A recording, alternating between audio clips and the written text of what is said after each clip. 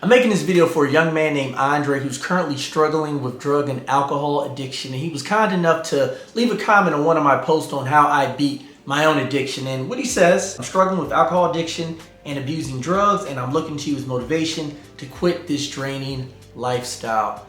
So Andre, if you're watching, or anybody else who's currently struggling with addiction of any kind, I want you to know there is a pathway out, and hopefully this video can at least give you some insight into a way that you can get to the other side, because I'm going to share what I did. So for any of you who don't know much about me, I'm Coach Antoine. I used to be an alcoholic, and when I mean alcoholic, I mean I was physically addicted to alcohol. If I did not drink, I would have a panic attack. So, I was addicted in that way. And with drugs, and the ones I used to do, a lot of the prescription ones, codeine, Oxycontin, MDMA was my favorite one. I was psychologically addicted. Now, what I mean is, I didn't become physically addicted to those drugs, but I wanted them so much that I would put my life at risk. So just tell you a quick story. I had this young lady over one night, and we took some Molly. And Molly can make you feel pretty good. So in my mind, more is better. So, I would take 2. So I had 4 that one night because, it started losing its effect. And I remember I started peaking. This is when the drug really starts to take hold. You start feeling good. And the peak, it went left. And I ended up feeling terror because I thought I was having a heart attack. So I remember going to the bathroom and thinking to myself, I need to call 911 because I think I'm dying. Now this is how psychologically addicted I was to it. A thought came in my mind, and I thought to myself, but what if it passes and then you end up having one of the best peaks of your life? Do you want to risk that? And I thought to myself, no, we don't want to risk that. So I didn't call 911 when I thought I was having a heart attack because I didn't want to miss the chance that the drugs would have made me feel really good. I was in a bad place. Now, with addiction, many of us get addicted to things because we're not happy either with ourselves, with our current situation, maybe a little bit of the two. So our addictions are our escapes from reality. Now, before you can beat an addiction, it is extremely important that you have to eventually accept what your current reality is, whether that's accepting who you are or your situation, no matter how hellish it may be, and no matter how much you may despise yourself or think you're not enough. It's very important that you can look at the reality, and here's the silver lining of it. When you see the truth, when you can look into what's really happening, you then empower yourself to change it. Escaping will always steal away your power to change your reality. When I beat my addictions, there were a couple key things that I did that enabled me to take back control of my life, and then over time, change my reality into something that I loved, something where I could love myself, and something where I could just sit in the quiet times of my reality and be content. Now, one thing that was very powerful is that I found something else to pour myself into. For many of us addicts, it's going to be important that we find something to occupy our time with, something that can occupy our minds. For me, that happened to be fitness. So it just so happens, I wasn't too happy with my body. One of the things that, I wanted to be able to change. So when I was going through just the withdrawal, and if anybody's going through withdrawal, it's like hell.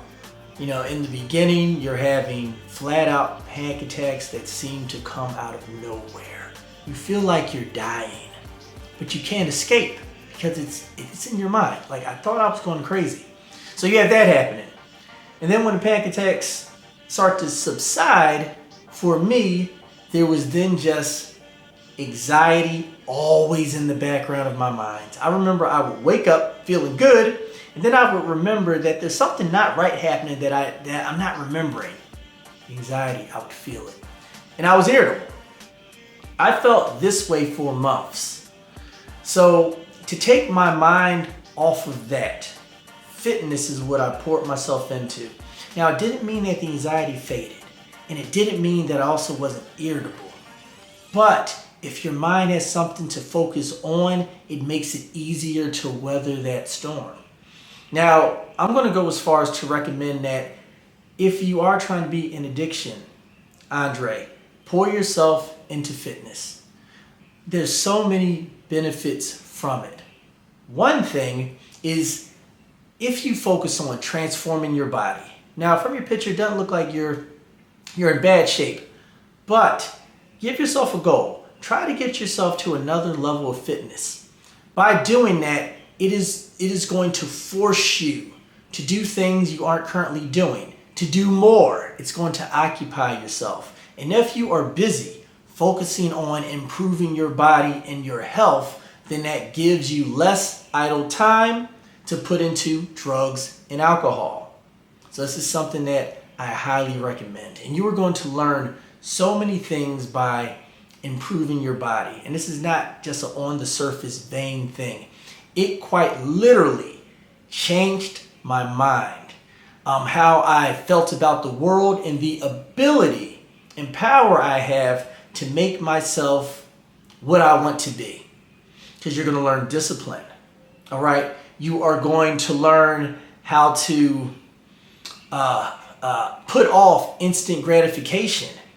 All right. You are going to learn patience, and you're going to learn mental toughness and resilience. And you're going to need that as you're going through withdrawal because it's hard. So I recommend pour yourself into fitness. It is what I did. Not to mention when you were in those exercises, you will have moments when you do get away from some of that anxiety. All right, so I recommend that you do that. Seek out stories. I did this on YouTube. Seek out people who have gotten to where you want to be. Make it a part of your morning routine or your evening routine where you watch videos on how they got through it. Because that's going to let you know that there is hope. That on the other side is going to be a future where you feel better, where you will be happier with yourself. But also know it's not going to be quick. So you really need to take it day by day. And that's something I did, because when I was going through that whole transition, it wasn't 1 month. This was, I think it was about 8 months of just irritability, anxiety, just not feeling like myself. I also had to adjust with being out in the world. So, I was in my 20s. I'm almost 40 now. But when I was going through this, I was, I forget the exact age now, but I think I may have stopped drinking mid-20s, somewhere in that. So for young people out there, or even some older people, socially, alcohol and drugs are probably always around you. What I had to do, one thing, I did go out less. And when I did go out, I was with people who understood my situation and would not enable me to have another drink. If there's people like that in your life where, you tell them, you share, I'm giving up drinking, I'm trying to get to a better place, and they're not going to advocate for you along this journey, and instead they're going to put a drink in your face. Instead, they're going to offer you some drugs. You have to cut them out of your life. You have to, especially right now during this crucial moment where you were trying to get beyond addiction. Now, I'm not saying that you can't get to a future where maybe you can deal with these people again, but during this crucial time, you have to cut them from your life. You have to, because they're going to stand in the way of you getting to the life that you want. And there's so many good things on the other side of this, all right? So I'll tell you, for me now, I'm at a place now where I can be at a bar. I can be in a club. I don't crave alcohol. I don't crave drugs.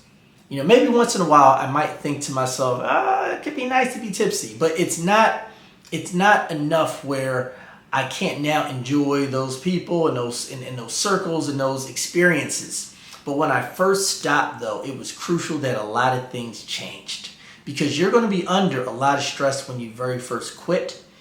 And the temptation, whether it's to use those things to help make your symptoms go away, or if it's just easy to go back into old habits, is going to be there. So you really want to cut down the situations where you can end up giving in. You need to control your environment. Make it easy to make the right choices. And that's how you're going to get through this. And Andre, I have another thing that I do recommend you do once you really get locked into your habits of building yourself up physically. And I'm going to leave you with an exercise I want you to do, something that I believe is going to really help you lock in on this future so you can get to the other side of this addiction. All right, so Andre, anybody that's watching, this is what I want you to do. And this is an exercise that I have my clients do, my weight loss clients, not for addiction, but for pain and division. So I have them do an exercise called the letter to yourself.